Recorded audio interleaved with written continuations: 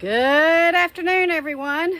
Jill here with North Texas Vegetable Gardening, canning recipes, a little bit of everything. Brutally hot, guys. So you can see back here behind me, we are still working on our first high tunnel as well as the second one. Greg had to take a little bit of a break. He did get overheated a couple of days ago, so we're kind of watching his activity outside. But you can see we've ripped up all the weed cloth in this high tunnel. There you go, so you can see a little bit more. And we have a load of dirt coming in tomorrow, because I'll tell you what we learned after we got all that rain is us walking in and out of here. We were tromping down in certain areas and it was making a divot or a walking path that stayed damp and moist and created a mold in the high tunnel. So the soil that we have coming tomorrow is going to build this up. It's going to get it above the outside ground to where we're going to be able to manage the mold and disease better come the fall. But I wanted to give you an update on my seed starting and what's going on here in the heat and how are my seeds doing in this extensive heat here in Texas. Stay tuned.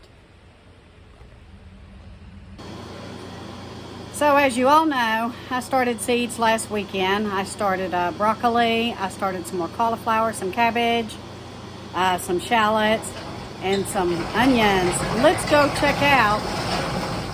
Why is he doing that? I just told him I was making a video. Making all that noise. What's that about?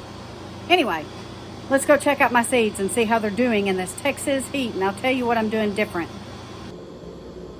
Looky here. These are my Texas early Grando onions. And you can see I surface sowed them.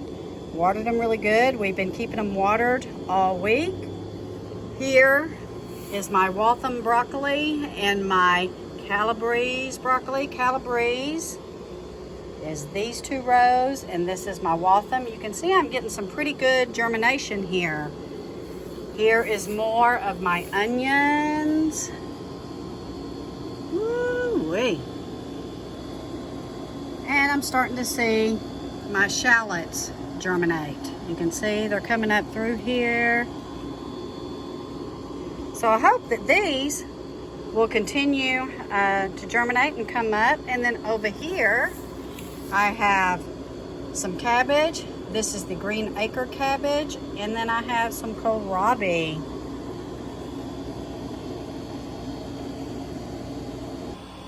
So these trays are on my back porch. They only get morning sun, and then from here on out they are getting shade. We are keeping them watered and damp. I really think that I'll see them continue to prosper over the next week, and then we will when they're ready, we'll transplant them to some 3-inch pots, and if needed we'll transplant them to 6-inch pots before we put them in that big high tunnel and my small high tunnel to make sure they don't get root bound. So here are my Brussels sprouts, guys. I'm gonna have to thin them out, but I'm gonna let them keep going because this heat could nip one or two of them in these trays, and I want to make sure I get some germination and some growth. And then here is more of my cauliflower. It's having a rough go, but let me show you what I have over here. So here's some cauliflower that I took out of my seed tray starters. We've transplanted them to some 3-inch pots, and we're going to foster these here. Let's do a quick check on my tower of power. Look at this toothache plant, guys.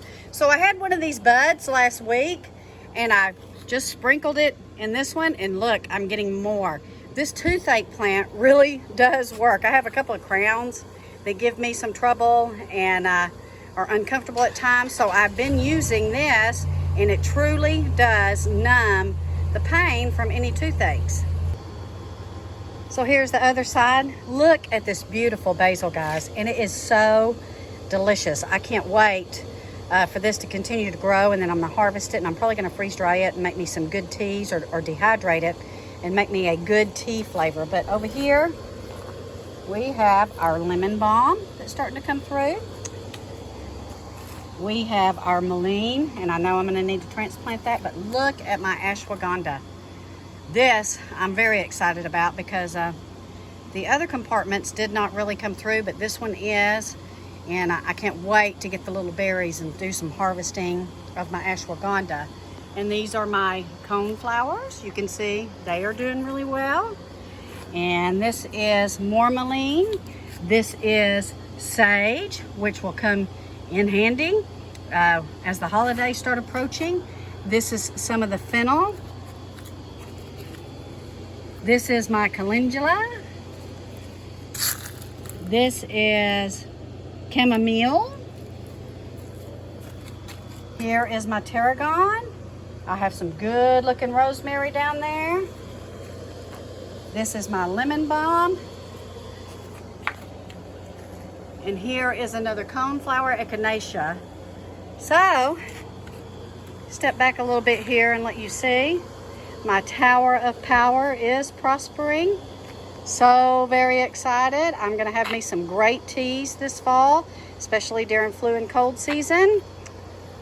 So I plan on either dehydrating these or freeze drying them and having me a good herb tea mixture. Thank you, Terry, again. We love you. So is it too hot, guys, to go ahead and get your fall seeds started? So far, we're doing pretty good. If you have an area on your back porch or your front porch where you can get just about 4 hours of morning sun and keep it shaded throughout the afternoon and keep it damp and moist, I think you'll be okay. There's some more seeds I'm gonna have to start this weekend because we want to pack that both high tunnels, full of fresh veggies for the fall and for the winter. And then we'll start our spring seeds in that great seed starting tray that Greg made me last year, starting in December and January, because we want to get a jump on all of the seasons, especially right now. Things are topsy-turvy, and we are preserving as quickly as we can, and we are trying to grow. And you know, I really hate that our vegetables in that first high tunnel petered out, but we just got hit, guys, with so many different things this year. And if you go back and look at my videos, my goodness, we got hit with a couple of snows, and then we had that terrible freeze, and then we had the flooding rains, and then we had aphids, which we're going to do a video on aphidology here coming up. So you want to hit that subscribe button, because let me tell you something, there are different types of aphids, and there are different ways they behave. We have been in touch with Texas A&M Agricultural Department, and somebody is supposed to come out and visit with us, and we have been in touch with some of the master gardeners in the area. So we are trying to get as much help as we can, but we are learning so much about aphids where to get a clearer understanding of how to fight them and how to prevent them. We want to do some prevention as well, and it's just not as simple as you think. It's just not as simple as neem oil. It's just not as simple as permethrin or pyrethrin, both of them, the synthetic and then the organic method. There's lots of different things to consider, so hit that subscribe button so that we can give you some very valuable information on aphids coming up.